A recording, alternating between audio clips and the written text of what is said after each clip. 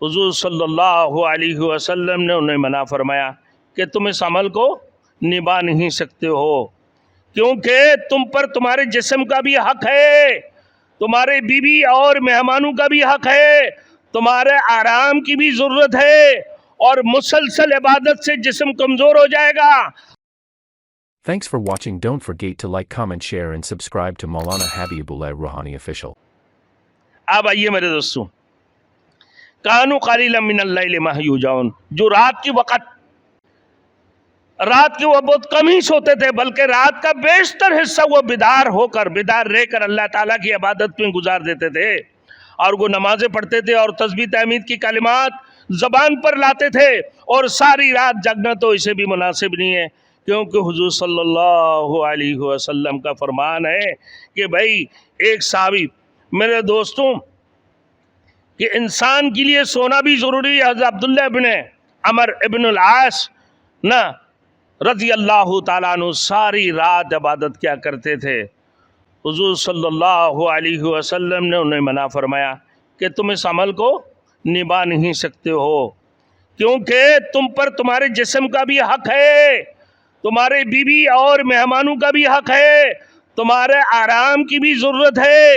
اور مسلسل عبادت سے جسم کمزور ہو جائے گا، آنکھیں تمہارے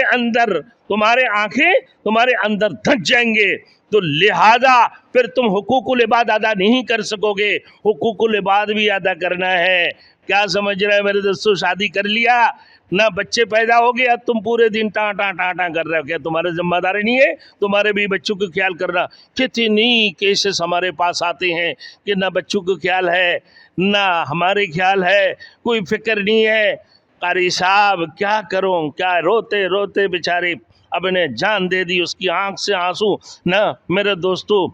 نہروں کی بارش کی جیسے نکلنے لگے، لیکن وہ اس کا کوئی فکر نہیں ہے، اس کا کوئی فکر نہیں ہے، نہ اپنا بیوی کا فکر نہ بچوں کا فکر ہے، وہ حقوق العباد سے دور ہے۔ اور کوئی ایسے ہیں سارے رات عبادت کرتے رہے، بھائی گھروں میں بیٹھے ہوئے، نہ مزدوری میں جا رہا ہے، نہ کام کر رہا ہے، نہ اس کی ذمہ داری ہے کیا کرنا ہے بھائی تبلیغ کرنا ہے، کیا کرنا ہے بھائی نماز پڑھنا ہے، کیا کرنا ہے بھائی عبادت کرنا ہے۔ اس سے اللہ نے نہیں بولا، اللہ نے یہ تھوڑی فرمایا کہ تم ساری رات عبادت کرتے رہو، ساری رات اللہ کی ذکر کرتے رہو، ساری رات جو ہے نا قرآن مجید کی تلاوت کرتے رہو، پوری رات کی آخر تک جگتے رہو، پھر تہجد بھی پڑھو، اس کی بعد صبح فجر تک بھی، پھر اس کی بعد تم سو جاؤ۔ کس نے بولا ہے تمہیں؟ اللہ نے تو فرمایا فَإِذَا قُضِيَتِ الصَّلَاةُ فَانتَشِرُوا فِي الْأَرْضِ وَابْتَغُوا مِن فَضْلِ اللَّهِ۔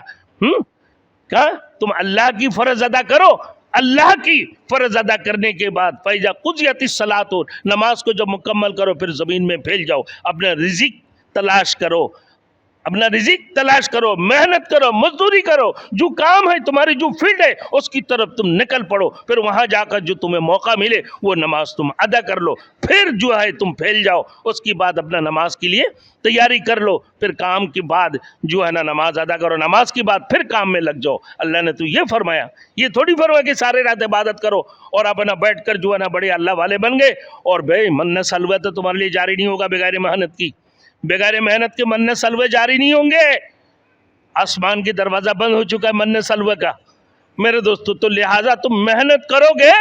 تو اس کو تمہیں مزدوری ملیں گے، محنت کرو گے تو اس کی بینیفٹ ملے گا، محنت کرو گے تو اس کو تنخواہ ملے گا، ورنہ تمہیں نہیں ملیں گے۔ اور جو کام تم اللہ کے لیے کرو گے تمہارے دلوں کے اندر خوف ہونا چاہیے۔ فرمایا اللہ پاک پروردگار لہذا عبادت بھی